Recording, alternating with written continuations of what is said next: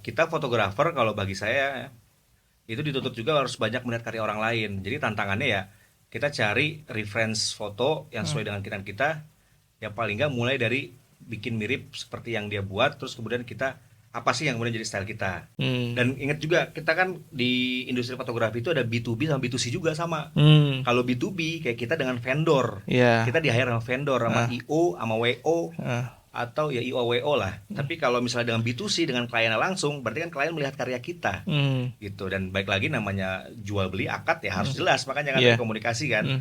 Dan Oke. seorang psikolog pernah ngomong ke saya, Hmm.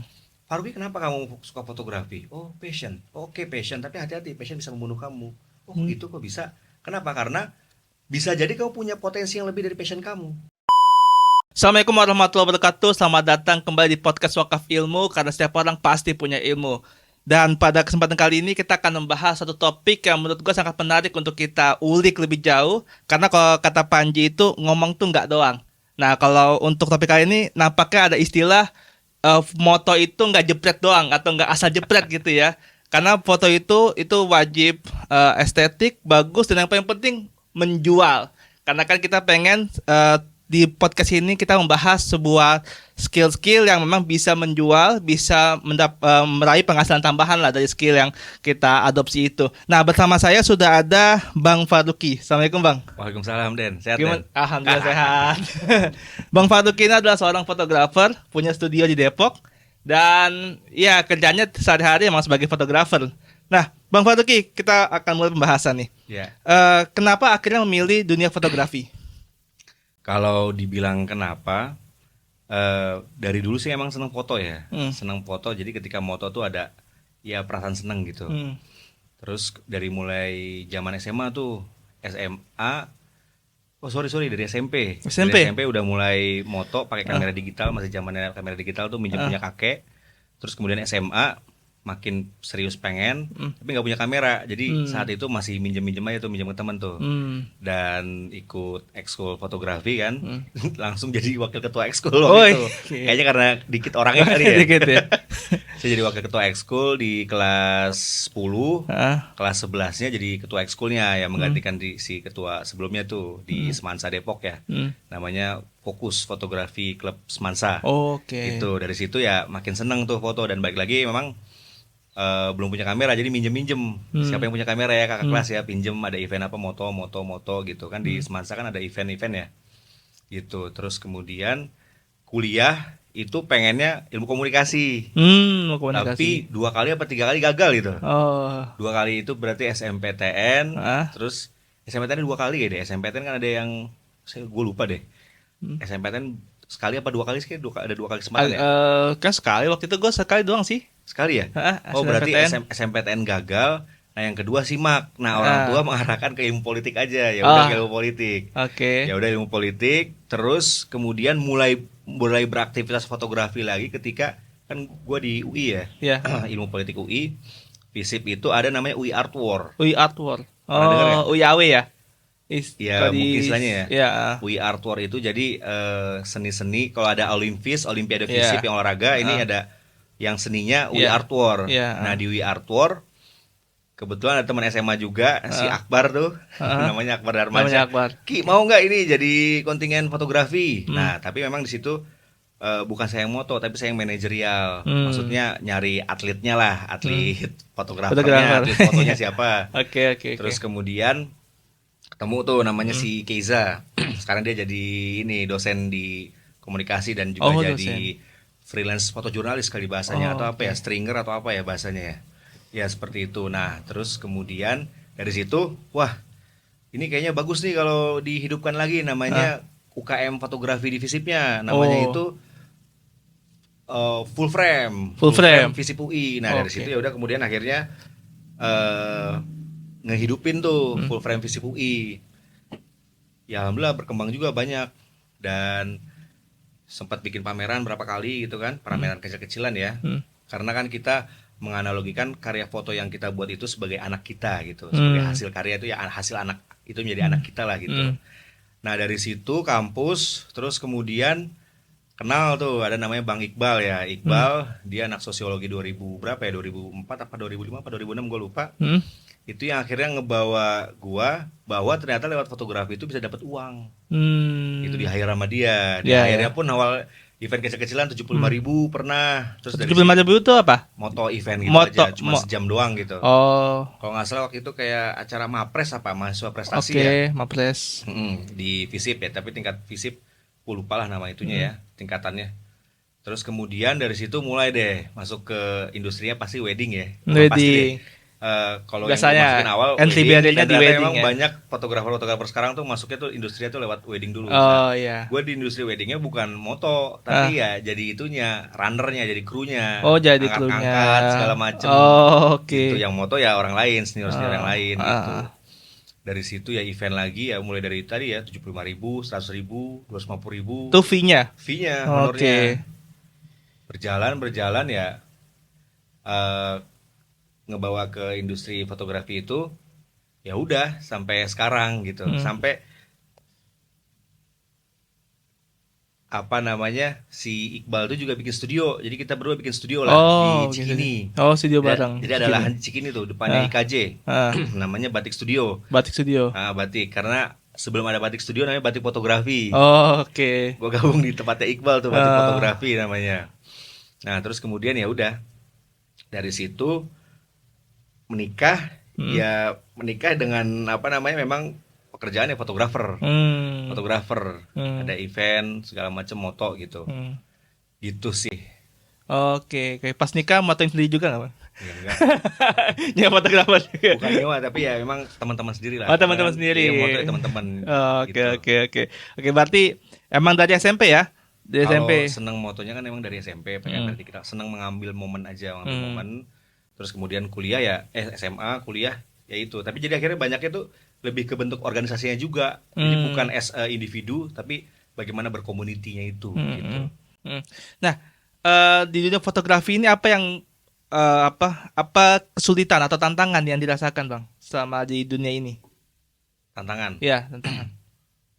Kalau tantangan dalam hal apa nih? Berkarya apa cari uang? Iya, termasuk dua-duanya gitu ya. Berkaryanya, bikin fotonya, mungkin ada kesulitan ketika pas bikin foto ada berbagai macam noise gitu ya. Atau dan kedua dan cari uangnya, ternyata kliennya susah gitu atau banyak yang nawar-nawar harga kayak gitu-gitu.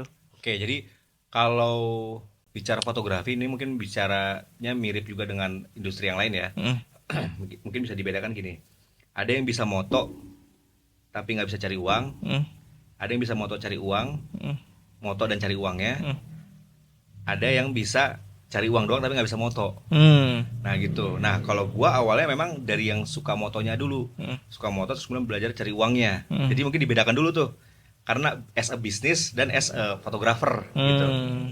Karena kalau secara fotografer tantangannya adalah, kalau bicara tantangan ya beda. Tantangan sebagai menjual fotonya, tanda kutip menjual fotonya ya. Apa namanya, kita dibayar jasa kita sebagai fotografer atau sebagai kreator. Nah kalau sebagai kreator mungkin tantangannya adalah kita mencoba mengenali style kita apa sih. Gua style. Tuh fotografi apa? Apakah fotografi event, olahraga, atau fotografi portrait atau yang lainnya. Nah itu dari situ kita mengenali style foto kita tuh apa, bagaimana. Terus kemudian juga kan namanya foto visual, kita fotografer kalau bagi saya itu dituntut juga harus banyak melihat karya orang lain. Jadi tantangannya ya kita cari reference foto yang sesuai dengan kita. Ya paling nggak mulai dari bikin mirip seperti yang dia buat, terus kemudian kita apa sih yang kemudian jadi style kita. Nah tapi kalau secara bisnis ya secara bisnis yang jelas kalau sampai sekarang ya, itu fotografi itu tanda kutip jadi semakin murah. Alat itu nggak semahal dulu. Apalagi dulu zaman analog. Kalau saya kan dari zaman digital ya. Kalau diceritain dari para senior itu, ya untuk bisa jadi satu karya, untuk kita bisa melihat karya hasil kita, itu kan harus ada proses cetaknya dulu. Beli film dulu, film, beli rollnya kan, 36 doang isinya ya. Terus cetak pakai bahan-bahan kimia atau ke tukang cetak. Dan hasilnya kan bisa jadi bisa enggak. Maksudnya bisa bagus bisa jelek, rusak lah fotonya mungkin. Nah kalau sekarang makin murah, dengan sekian juta, di bawah 5 juta juga bisa dapat kamera, atau di bawah 10 juta Terus kemudian ya udah tinggal moto-moto dan semua akhirnya bisa mengaku sebagai fotografer dan bisa saya pun masih agak ragu mengidentifikasikan saya sebagai fotografer karena masih banyak yang bagus juga yang lain kan. Tapi bahwa bisa moto bisa gitu. Tapi untuk mengemban detail sebagai fotografer kayaknya aduh ya agak sedap tapi ya udah. Nah, sekarang semua bisa mengaku sebagai fotografer, tinggal taruh di kanal Instagram. Tambahin bio fotografi dan video services misalnya kan, tapi hasilnya ya udah gitu. Dan seringnya yang beberapa kali kalau dapat cerita dari orang-orang tuh di Instagram bagus, tapi pas pelaksanaannya ternyata baik secara hasil maupun soft skill, hasil tuh berarti hasil fotonya, hard skill, hasil fotonya ternyata kurang. Di Instagram yang di share cuma yang bagus-bagus aja, tapi ternyata overall ya kurang memuaskan klien. Dan soft skillnya juga kurang, misalnya datangnya telat atau dari attitude berpakaiannya segala macam. Jadi juga soft skill juga menjadi tantangan sih, karena namanya kita di industri jasa kan dilihat bagaimana kita melayaninya kan, cepat dihubungi, terus kemudian juga bagaimana melayani klien dari awal sebelum pemotretan sampai selesai pemotretan, bahkan sampai file itu kita serahkan baik berbentuk soft copy atau hard copy. Oke. Nah, terkait dengan fotografi khususnya di dunia wedding lah, karena ini kan gue sering banget juga ngelihat reels yang lewat tuh kebanyakan fotografi sama dunia wedding ya. Banyak banget tantangannya tuh kayak ngatur orang-orang yang rusuh masuk ke dalam frame tiba-tiba gitu kan, terus dan sebagainya lah. Nah, pertanyaan gue adalah kita sebagai seorang yang memulai sebagai dunia fotografi gitu ya. Dalam konteks kita mau mulai itu, apa yang kemudian bisa kita masukin dulu? Dan artinya tadi kan Bang Faruqi bilangnya dunia wedding, biasanya entry levelnya nih, yang pengen masuk nih. Nah, apakah emang kita sebagai fotografer juga perlu mencoba di sana, perlu mencoba masuk ke wedding, mungkin menghubungi WO, atau memang ada cara lain? Mungkin misalkan bangun portofolio dulu, atau seperti apa? Iya, portofolio dulu sih mungkin ya. Jadi kalau namanya masuk dunia kerja mungkin jangan cari uangnya dulu kan, pasti bahasanya ya. Kalau yang saya tahu ya, cari pengalamannya dulu. Nah, itu mau masuk dari mana sih, nggak ada aturan ininya, nggak ada aturan pastinya. Dan basic kalau menurut saya tergantung dari lingkungan dia juga tuh. Ada yang mungkin lingkungannya dia karena teman-temannya fotografer wedding bisa masuk dari wedding. Tapi ada juga yang mungkin punya teman-teman dari dunia industri IO. IO kan macam-macam, ada IO acara, ada IO event musik segala macam, akhirnya masuk ke situ. Nah, yang pasti ya pertama ya cari karya dulu, masuk ke situ. Gue boleh nggak moto di tempat lo, acara lo ini segala macam. Nah, cuman perlu dipertekankan juga setelah masuk ke industri itu ya tetap jaga attitude segala macam lah. Gitu. Iya, oke.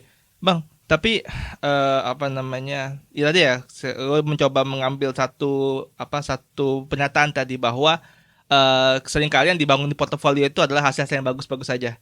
Dan pada kenyataan ternyata hasilnya diserahkan ke klien tuh banyak yang gak bagusnya. Nah, kalau kayak gitu sebenarnya salahnya di mana? Misalnya fotografer seperti itu. Kalau itu mungkin pertama komunikasi. Komunikasinya itu adalah seperti apa foto yang diinginkan oleh klien, ekspektasi, harapannya itu apa. Nah, kita harus bisa coba memenuhi. Satu. Nah, dan kedua ya memang akhirnya jangan semua file juga kita kasih ke klien, harus kita pilah-pilah juga. Dan hati-hati juga ketika memilah, ternyata terlalu banyak memilah, akhirnya hasilnya terlalu sedikit. Nah, mungkin yang bisa diantisipasi adalah ya cari tahu dulu keinginan klien apa. Bisa dari misalnya klien ada yang hubungi kita, maunya klien seperti apa, atau dari kitanya langsung mendeklar atau menginikan, saya punya paket foto seperti ini. Mungkin di situ juga sih. Jadi balik lagi, mungkin kalau menurut saya itu di komunikasinya sih. Komunikasi berarti menginformasikan ya, atau berdiskusi lah sama klien bahwa apa sih yang diharapkan, apa sih foto seperti apa yang diharapkan dan kawan-kawannya. Karena banyak banget tuh kayak mereka tuh yang dibikinin konten tuh ya, ada konten-konten kayak maafin fotografer main dulu ya, ternyata jawabannya enggak, karena memang hasil foto itu jelek banget, baik itu yang foto wedding, foto wisuda dan kawan-kawan yang nggak sesuai dengan harapan gitu ya. Jadi ada kemungkinan memang karena ini ya, karena komunikasi yang gak pas ya gitu ya. Kalau menurut saya seperti itu. Dan ingat juga kita kan di industri fotografi itu ada B2B sama B2C juga sama. Kalau B2B kayak kita dengan vendor, kita di hire sama vendor, sama IO, sama WO. atau ya IOWO lah. Tapi kalau misalnya dengan B2C dengan kliennya langsung, berarti kan klien melihat karya kita, gitu. Dan baik lagi namanya jual beli akad ya harus jelas, makanya kan komunikasi kan, dan harus jujur, gitu. Jujurnya pun berarti ya kita mulai dari kita juga kalau menurut saya ya, apakah foto saya ini sudah layak dijual atau belum, gitu. Oke. Nah, kita bicara masuk ke dalam ini, Bang. Masuk ke dalam teknis lah. Meskipun mungkin saat teknis nggak mungkin dijelaskan by tutorial di sini ya. Cuma mungkin bisa dikasih gambaran gitu lah. Kita seringkali kalau bicara soal fotografi, fotografer akan mengarahkan sebuah style-style tertentu. Kayak misalkan mau foto wedding atau mau foto wisuda, dikasih arahan style seperti itu. Nah, itu di dunia fotografi memang diajarkan seperti itu atau sekedar cuman yang penting pencahayaannya bagus dan sebagainya. Ya, tergantung dari kebutuhannya. Jadi makanya kalau kita bicara sebagai seorang fotografer yang menjual jasa fotografi, maka kita harus tahu keinginan klien kita apa. Pertama dari keinginan 15 menit itu maksudnya apa? 15 menit dikit lagi. Oh, 15 menit lagi. Enggak, udah berjalan 12 menit. Oh, iya. Apa tadi? Tadi style dan kawan-kawan. Kalau yang ajaran pasti enggak, dan mungkin saya nggak bisa dibilang ajaran pastinya seperti apa karena saya kan juga otodidak, bukan sarjana fotografi, bukan di ISI atau di IKJ gitu. Saya belajar hanya learning by doing, otodidak, seperti itu, dan learning by experience ya, pengalaman. Nah, makanya kemudian tadi keinginan klien itu seperti apa, itu bicara komunikasi kan, klien maunya seperti apa, apakah diarahkan, nggak diarahkan, karena ada juga mungkin yang klien pengennya dikandidatin aja. Oh gitu. Jadi maunya yang seperti apa, bagaimana gitu. Nah, itu yang dikomunikasikan. Itu yang penting, makanya kita pengen tahu klien tuh pengennya seperti apa. Bahkan sebelum kita mulai, kalau bisa itu tanya dulu referensinya kan, ada referensi foto nggak yang diinginkan. Pernah nggak ngeliat di sosmed, di akun sosmed yang lain atau di Google atau di jalanan ada style-style foto yang tertentu nggak yang dimau. Jadi cari tahu kebutuhan dia seperti apa. Itu sih. Oke. Meskipun kita juga perlu memperdalam ilmu terkait dengan style-style itu ya. Misalkan dalam konteks dia mau profesional, mungkin gaya-gaya profesional seperti apa. Untuk wisuda mungkin gaya-gaya biasanya wisuda itu seperti apa. Seperti itu ya. Dan wisuda pun kan macam-macam. Ada yang modelnya apakah studio foto, atau sekarang mulai berkembang lagi tuh yang sekarang banyak foto graduation. Itu yang ngeblur, istilahnya kan ngeblur. Oh iya, ada blur ini juga. Iya, ngeblur terus gayanya ngadep belakang gitu, atau lempar topi atau apa, itu yang coba kita cari tahu dulu klien kita maunya seperti apa.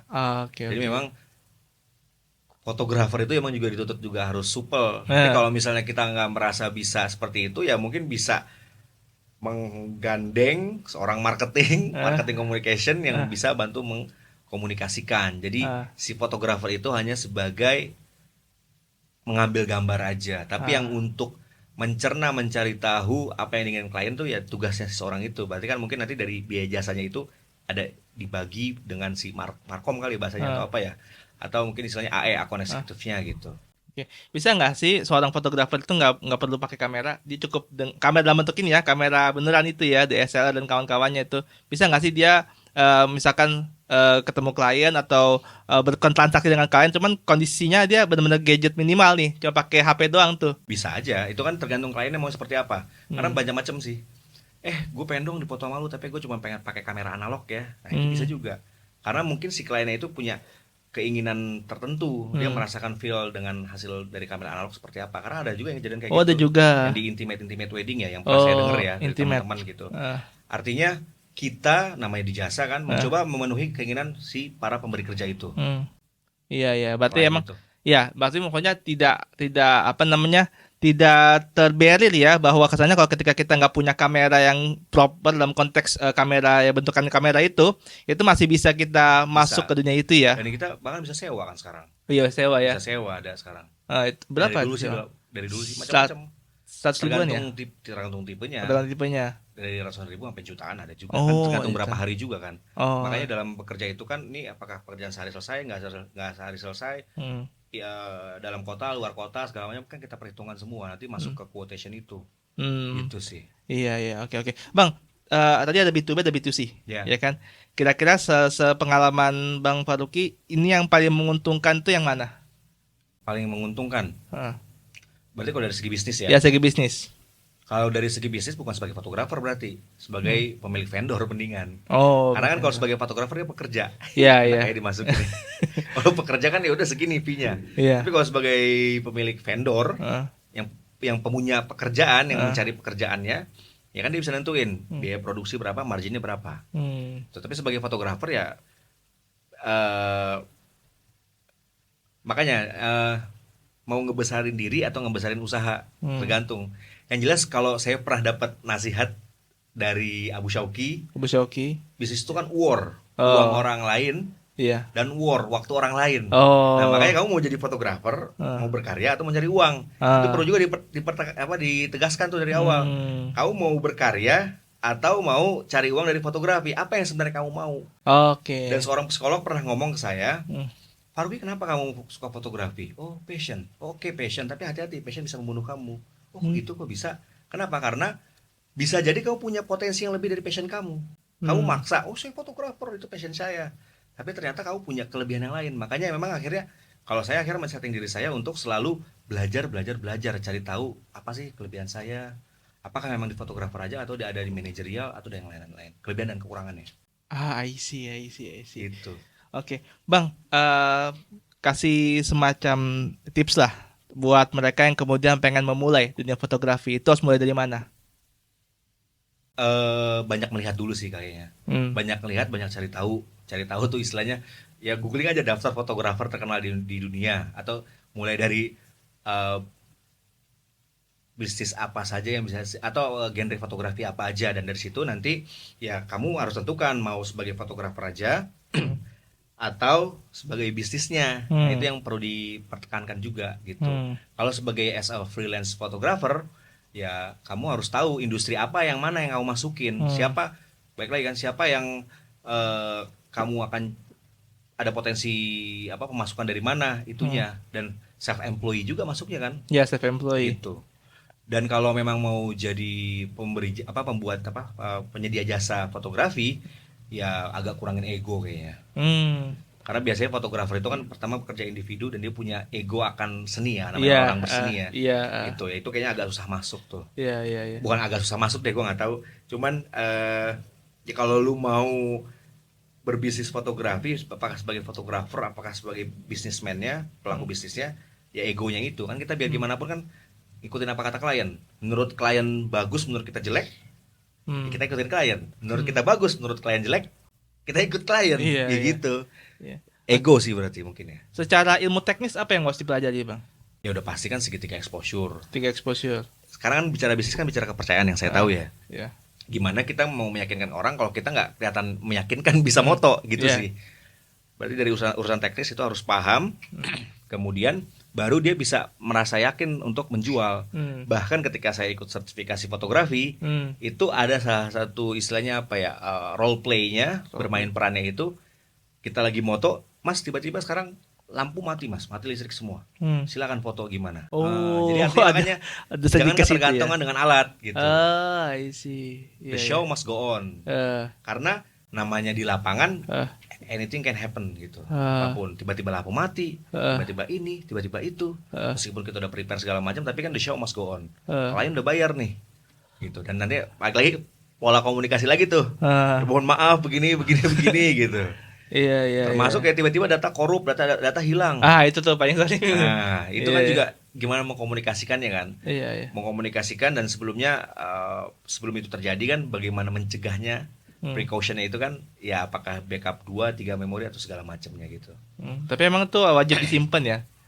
Gitu, dan itu bisa juga masukkan ke dalam penawarannya bahwa file akan disimpan selama setahun. Ada durasinya ya. Karena biar gimana pun kan storage mahal ya. Cloud maupun yang internal eksternal tuh. Yang non cloud lah ya. Non cloud itu kan tetap mahal. Mahal bayarnya. Iya. Oke, Bang. Berarti kita dapat simpulkan bahwa dunia fotografi ini masih bisa dimasuki sama siapapun saat ini. Cuma emang sekarang lagi murah ya, kali kata Bang Faruqi ya. Dan terus tadi nih ya, kalau misalnya mau masuk dari mana, biasanya mulai dari asisten. Tapi kalau nanti mulai dari asisten, jangan lupa siapa yang ngajarin kamu, gitu aja sih pesannya ya. Jangan sampai lupa siapa guru kita, apa bahasa peribahasa itu. Jangan lupa sampai kacang lupa kulitnya lah. Tetap jaga jaga hubungan, jaga relasi. dan ya kita akan terbang sendiri-sendiri kan. Siap. Adab sebelum ilmu penting sih. Adab sebelum ilmu. Bagi saya. Ya, siap. Oke, teman-teman semua, itulah perbincangan kita terkait dengan dunia fotografi dan bagaimana kemudian kita bisa masuk ke dunia tersebut, karirnya seperti apa, potensi income-nya dari mana aja dan kawan-kawannya. Semoga apa yang banyak kita perbincangkan, kita diskusikan bisa menambah insight buat teman-teman semua yang mungkin tertarik di dunia fotografi dan ingin mencoba masuk ke dalam ranah sana. Kalau ada pertanyaan terkait dengan dunia ini, silakan tuliskan di kolom komen. Siapa tahu nanti kita ada waktu buat menjawab. Insya Allah teman-teman semua, dan teman-teman jangan lupa untuk subscribe channel ini karena setiap waktunya kita akan berusaha untuk terus mengupdate ilmu-ilmu bermanfaat buat teman-teman semua. Semoga teman-teman bisa bertambah ilmu dan bisa bertransformasi lah, yang dari tadinya nggak punya uang menjadi punya uang dengan ilmu-ilmu yang kita sampaikan di Wakaf Ilmu ini. Makasih Bang Faruqi atas waktunya. Teman-teman makasih banyak. Wassalamualaikum warahmatullahi wabarakatuh. Waalaikumsalam.